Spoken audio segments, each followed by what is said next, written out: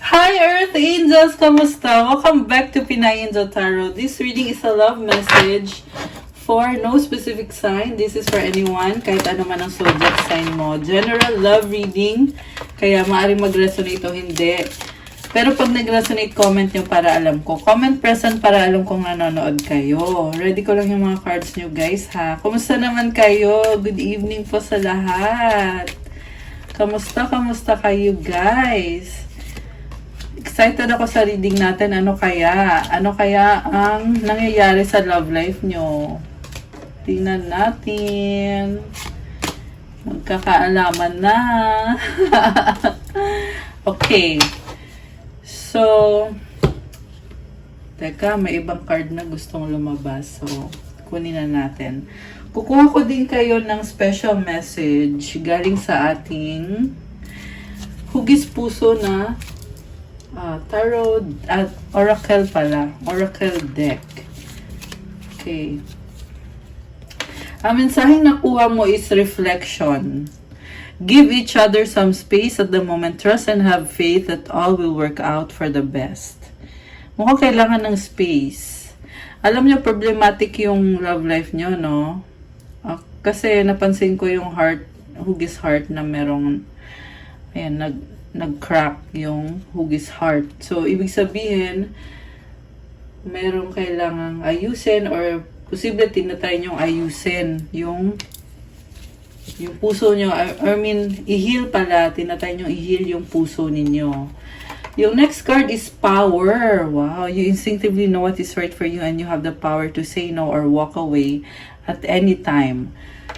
So, alam mo kung anong gusto mo, kailangan mo, kung anong pwede mong tanggapin. Nagsaset ka ng boundaries sa love life mo. Hindi pwedeng abusuhin ka. Alam mo yung limitasyon mo eh. Yung next card, look deep within your heart and you will feel my love. My love for you is as deep as the ocean. Grabe! Ang lalim ng pagmamahal mo sa taong yan. Okay. From the tarot, tingnan natin. Overall energy is, okay, itong card na to, 8 of Wands. Alam mo, yung pakiramdam mo ngayon dito, oo, connected pa rin kayo ng taong yan, pero hindi mo alam kung anong pupuntahan. Siguro iniisip mo, baka mamaya hanggang dyan na lang yan na nag-i-enjoy kayo, pero wala palang future. May ganong feeling eh. Or posible din naman na gusto nyo na magkaroon ng confrontation. Gusto nyo itanong, ano ba talaga tayo? Gusto nyo diretsuhin kayo na sabihin na agad sa'yo. May mga naiisip ka kasi na medyo, alam mo yon yung hindi maganda na pumapasok sa isip mo. Kaya gusto mo siyang makausap face to face para malaman mo na kung ano ba talaga, no? Okay, ang focus mo ngayon, 4 of Wands. Oh, ayun. May commitment naman pala dito eh. Balance, stable. Alam mo, parang nakita ko dito, very reliable ka when it comes to relationship. Kayang-kaya mo i-handle. And, kita mo parang hawak niya yung isang babae. Parang inaakbayan niya. Ibig sabihin, supportive ka. Ganun ka ka-supportive. What causes you is 6 of Pentacles. Tinatry mong balansehin. So, siguro feeling mo lagi ka nagsa-struggle kasi sa relationship nyo, ikaw yung laging tinatry mong ayusin kung may misunderstanding ba. Sinisigurado mo na pareho kayong masaya, na nagkakasundo. What lies below, 7 of Cups. Nalilito ka, ang dami mo iniisip. At the same time, andun yung excitement na ano kaya ang magiging future natin, ano kaya ang susunod na mangyayari. Ang dami mong naiisip na mga exciting possibilities. What lies above, 6 of Swords. So ngayon, parang bago pala yung energy mo, no? Pinapa-feel mo sa person mo na tapos na yung time na hindi tayo okay. Ngayon, ano na tayo, parang unti-unti nang kumakalma. Ayan. Pero syempre, naghahanap ka ng kasagutan. Gusto mo siyang kumprontahin. What lies behind is 3 of Cups. So, dati, Um, Parang ando kayo sa point na kinikilala nyo isa't isa. Pero ngayon, ito na-achieve nyo na yung stability at yung balance. Dati siguro parang tinuturing mo yung person mo na kaibigan, friend lang, ganon. Pero ngayon ito, commitment na talaga to ngayon. Ayan. So, what lies before is Two of Wands. Parang pakiramdam mo, matagal pang ganyan yung connection ninyo. Parang may feeling ka talaga na wala nang pupuntahan to. Maghihintay ka sa wala. May ganun eh. So, ang energy mo ngayon is King of Pentacles. Gusto mo, lahat na pangangailangan mo available sa'yo anytime. Parang na-feel ko din dito, ayaw mong gumalaw. Parang hinihintay mo lang siya kung anong ibibigay niya sa'yo or kung ano yung sasabihin niya. Pero yung sa'yo manggagaling, oo, gusto mo siyang konfrontahin, pero hindi ka gumagalaw. Yung person mo, wow, the Fool yung card niya. May bagong simula sa part ng person mo. The Fool is about new beginning, taking the leap of faith. Ilalaban naman niya yung connection niyo. Ayan ha. Ayan. Sa mga nagtatanong dyan, kung may pag-asa pa ba, sa nakita ko dito, oo. Yes, ilalaban niya yung connection nyo. Mukhang meron din siyang tatalikuran at ikaw yung pinipili niya. Ayan, kita mo may dala siyang bag. Ayan, parang naglayas. Parang may nilayasan. So, posible guys na nawala yung attention niya sa'yo, nawalan siya ng panahon sa'yo, baka taken for granted ka. Pero ngayon, nakukuha mo yung attention niya. Parang na-realize niya dito, gusto ko talaga tong si person ko, gusto kong ibigay sa kanya yung puso ko, yung oras ko. Okay. Mutual energy, the Tower. May kailangan talagang baguhin. Sabi ko nga kanina, confrontation, di ba? So, itong Tower kasi, possible yun na confrontation. Kita mo merong nakatusok sa dibdib niya. It symbolizes na yan yung problems ninyo. So, yung iba guys, parang natatakot. Natatakot kayong harapin yung katotohanan. Ayan, kung ikaw man yan or siya man yan, sa part mo kasi, takot ka na, alam mo yun, mag-clash kayong dalawa. Kasi pag nag-away kayo, parang feeling mo hindi na kayo okay. Siyempre, nalulungkot ka, nagiging emotional ka. Kaya ayaw mo ng away. Parang, ano ka nga eh, parang torn ka nga eh. Kasi gusto mo na siyang kausapin. Kaso lang pag kinausap mo siya, baka sabihin na mali ka kasi nakikipag-away ka. Ay, ayaw mo naman ng ganon. Ayaw mo isipin niya na inaaway mo siya. So, yun yung struggle dito guys. Kaya ka nahihirapan. Mutual energy, ay yung outcome pala is 9 of Wands. Ang hirap-hirap.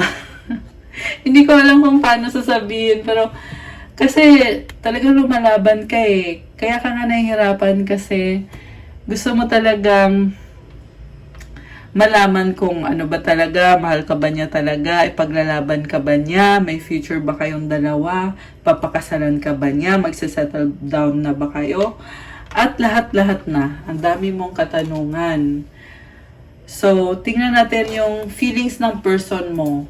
Yung person talaga eh, yung person talaga yung titingnan natin. Kasi alam mo naman yung buong kwento na sabi ko na. So, yung person mo, oh my gosh, Black Numen, 3 of Wands, King of Cups. Alam mo, nagtitiis siya, nabibigatan siya, pero sobra kang mahal, Hierophant. So, parang sinasabi niya dito, one step at a time, makukuha din natin yan. Magiging successful din tayo, laban lang. Alam mo, committed din siya sa'yo. Hindi lang halata.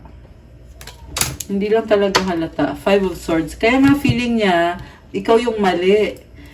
Kasi feeling niya sa sarili niya, pinaglalaban naman niya yung relasyon nyo or yung connection nyo. Pero tanggap ka niya kahit ganyan. Oh, may dalawang V dito. Oh. Baka yung pangalan ng person nyo, merong V. Or, number 5 kasi to eh. So, number 5 is a number of change. Baka may kadikang Taurus. Merong air sign, Gemini, Libra, Aquarius. Water sign, Cancer, Pisces, Scorpio. Malakas din ang fire sign, Aries, Leo, Sagittarius. So, si person mo, feeling niya talo siya. Pero, tanggap ka niya. So, ganun ka kahalaga sa kanya.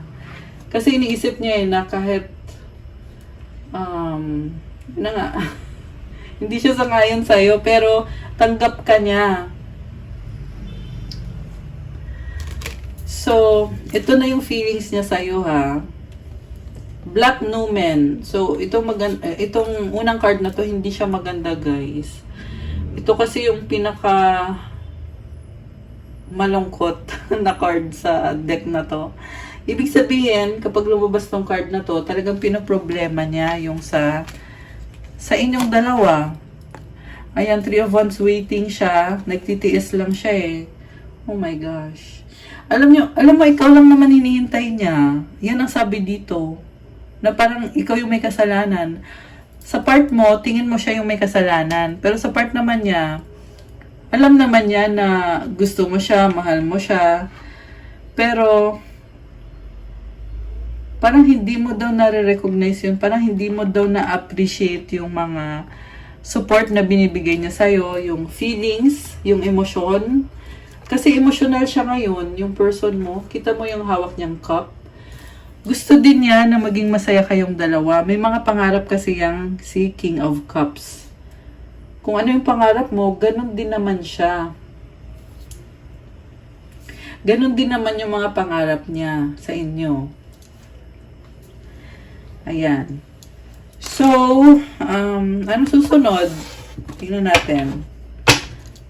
Wow! Bagong simula. Ace of Cups. Ayan. Ito yung susunod. New beginning. Kaso lang ayaw ipaalam sa'yo. Oh, ang nakita ko dito, guys. Gusto niya magsimula kayo ulit pero hindi niya sinasabi sa'yo. The Sun. Ano lang talaga. Masaya lang talaga siya na andyan ka. Attracted pa rin sa'yo to. Andito si King of Wands eh. May nakita ko dito gagawan niya ng paraan para maging okay kayo. Kung anong paraan, hindi ko masasabi eh. Ma-pride pala tong person mo, no? Emperor, 10 of Pentacles. Ayan. Medyo ma-pride siya. Medyo mapera din siya ngayon. May lumabas na kaperahan dito. May legacy. Posibleng businessman. Yung taong kadinyo or kung hindi man, yan ay Aries or fire sign. Aries, Leo, Sagittarius.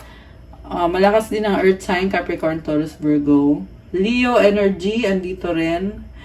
Although kahit naman anong sign pwede. Okay, ano pang susunod dito? 4 of Swords.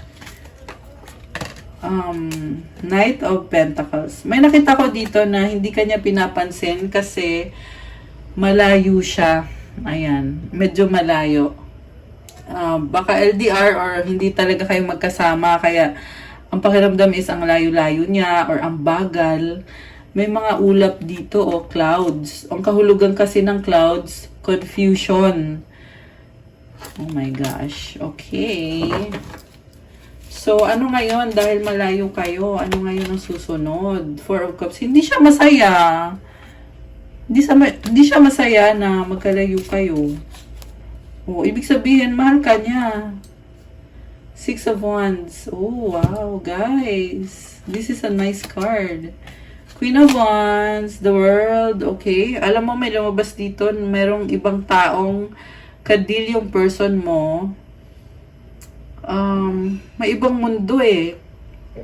Ayan, yung mga LDR dyan, may kahati kayo sa hindi naman sa pag-ibig, but sa panahon. Yan yung nakita ko dito. Kasi lumabas tong Queen of Wands eh. May ibang tao. 9 of Swords. Merong unfinished business.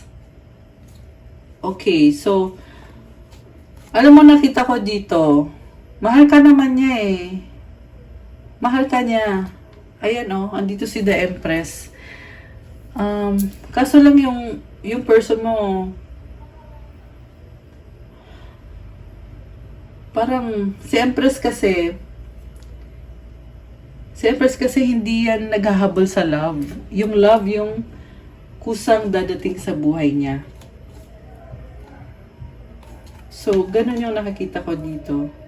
Ayan, merong attraction, pero for some reason, pinangungunahan siya ng negative thinking. So, kung mahal ka niya, oo, pero ang dami niyang iniisip ngayon. Ayan. I'm sure nafe-feel niyo yan. Halos maraming nagre-resonate sa part na yan na, oo, merong love, pero alam mo yun, walang nangyayari kasi nauuna pa yung isip ng isip kaysa sa love. Ayan, Queen of Cups, may love talaga, guys. Ayan. Ito lang talaga yung problem eh. Overthinking and negative thinking. Alam mo yun? Mamaya mag-deep breathing exercise tayo para mag-send tayo ng positive energy, healing energy. So, the outcome is 5 of Wands, Queen of Swords, 2 of Pentacles. Competition, juggling. Ayan. So, I feel like parte pa rin ng buhay mo yung taong yan. Tanggap nyo naman ng isa't isa, pero mas ginagamit nyo na yung utak nyo ngayon kasi may mga responsibilities ka rin na nagsasabay-sabay. Siguro medyo napipressure ka ngayon. Ang daming inaayos. Pareho kasi sa career and sa love yung lumabas na energies na yan. O, connected sa pangarap mo, andito yung The Star. So, magandang card tong The Star. It's also a wish granted. Kaya, kahit na medyo chaotic, pero nakukuha mo naman yung wish mo eh. Ayan The Star. Okay. Anong gustong sabihin ng person mo na hindi niya masabi sa'yo ngayon? Anong gusto niya sabihin? Oh my gosh! Let's forget the past. O, diba? Ano pa? Oh my gosh. I know I messed up. Alam niyang nagkamali siya or kasalanan niya. Everything reminds me of you. Oh my gosh. Guys! Kalimutan na daw yung past kasi niisip ka niya lahat na lang daw. Sa lahat na lang, naaalala ka niya. Ayan. We have to unite. Ano pang gustong sabihin niya sa'yo? You are my peace. Oh my gosh. I love it. So, sa kaka-overthink ng taong yan, ikaw lang talaga yung nagpapasaya sa kanya ngayon. Ayan. Kaso nga lang guys, pinangungunahan pa rin siya ng pag-iisip. Oh my gosh, may I hate you. Ayan kanina may you are my peace, I hate you. Okay, bakit lumabas yung I hate you? I love you. Nakakaloka! May conflict kayo nito, kaya ganyan. Ibig sabihin, binabago niya. Diba? Minsan naiinis, minsan, ayan, minsan love na love ka. Pero malalim talaga yung connection niyo. We have a deep level of connection. Ayan. One more. I need you to make the first move. So, kasi pag nakita niya sa'yo, na tanggap mo siya at mahal mo siya, parang feeling niya, pwede na siya ulit pumasok sa buhay mo. Oh my gosh! Strong, mahal pa rin kita! Ano pa? Oh, di ba pabago-bago? Sinabi ko to kanina eh. Doubt. Medyo pabago-bago eh. Ouch, masakit. Oh my gosh. Friend zone. Bakit naman na friend zone? Merong nasasaktan kasi na friend zone. So siguro hindi mo na appreciate yung mga tinatry niya ipakita sa'yo na gusto ka niya. Kaya feeling niya friend zone mo siya. Kaya nasasaktan siya. Oh. Ano pa? Ano pa ang gusto niyang sabihin sa'yo ngayon? Okay, ito. Oh my gosh, emote, iyak, luha. Emotional ngayon tong person na to, guys. O, diba? So, lumabas tong nagmamadali, trying hard. Ayan. Okay. Anong mensahe, guys, sa universe para sa ating live viewers? Sa ating palang mga viewers? Anong mensahe? Oh my gosh. Attack, pain, fear, judgment, and any form of separation are merely calls for help. So, ibig sabihin, temporary lang yan. Yung sakit, yung takot, yung attack, at yung feeling mo na may separation sa inyo. Energy lang kasi siya eh. So, ibig sabihin, mawawala din yan. Temporary lang yan. Kaya wag kayong mag-dwell sa feeling or sa energy na ganon. Dapat yung vibe nyo is mataas. High vibe kayo dapat. Ayan ang mensahe. Okay. So, mag-deep breathing exercises tayo. We're going to do deep breathing exercises 3 beses. Inhale positivity. Exhale all the negative. Inhale through the nose, exhale through the mouth. 3 beses. I-feel nyo guys, sabihin nyo sa akin kung ano yung nafe-feel nyo during the deep breathing exercise and after. Kung ano yung feeling nyo. I-comment nyo. I-comment, pinapa-comment. Siyempre kailangan ko din malaman yun. Kailangan ko din marinig yun. So, again, 3 beses natin gagawin. Inhale nyo yung positive energy. Deep breath dapat, okay? Tapos, i-exhale nyo lahat ng bad. I-exhale nyo lahat. Ayan. So, ready? 1, 2, 3, go.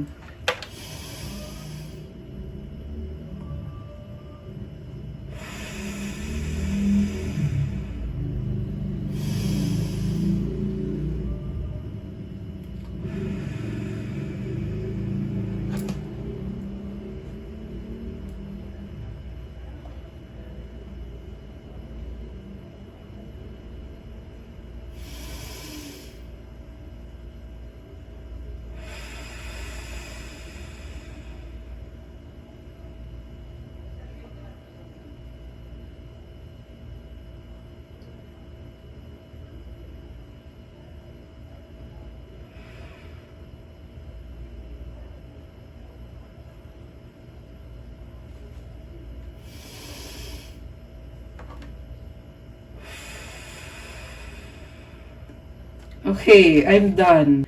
Tapos na ba kayo? Ako tapos na. Anong na-feel nyo? Ako, I feel so good. Wow. Okay. Anong feeling nyo guys? Comment nyo. Ayan. Ang gaan sa feeling, madam. Sabi ni Leah. Nakaka-relax, sabi ni Ginia. Okay, that's good. So, ibig sabihin na accept nyo yung healing energy na sinend ko habang nagdi-deep breathing. Kung gumaan yung pakiramdam nyo. Kasi 3 beses lang yun eh. Pero gumaan, 'di ba? 4 lang pala. Okay. Okay guys, so that's what I have for you for our love message for tonight. Thank you for watching.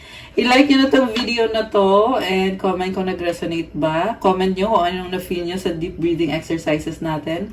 Kung hindi nag-resonate, okay lang i-comment nyo pa rin. Kung bago kayo, please do subscribe kasi kailangan ko po yan para tuloy-tuloy lang ang paggawa natin ng more love readings para sa inyo. And gusto ko din mag-thank you sa 126,000 subscribers. Thank you so much sa pag-subscribe. Thank you guys. Kung kailangan nyo ng gabay, kung nag-resonate kayo at kailangan nyo ng more information, you can avail my private reading services. Message lang kayo sa Facebook page ko, Pinay Angel Tarot, or sa Viber or sa WhatsApp para mas mabilis. Nasa description box po yung contact number ko sa ilalim ng video na to. So gusto ko lang din sabihin guys na yung mga nag-avail po ng crystals sa Instagram ko, kasi merong mga fake account.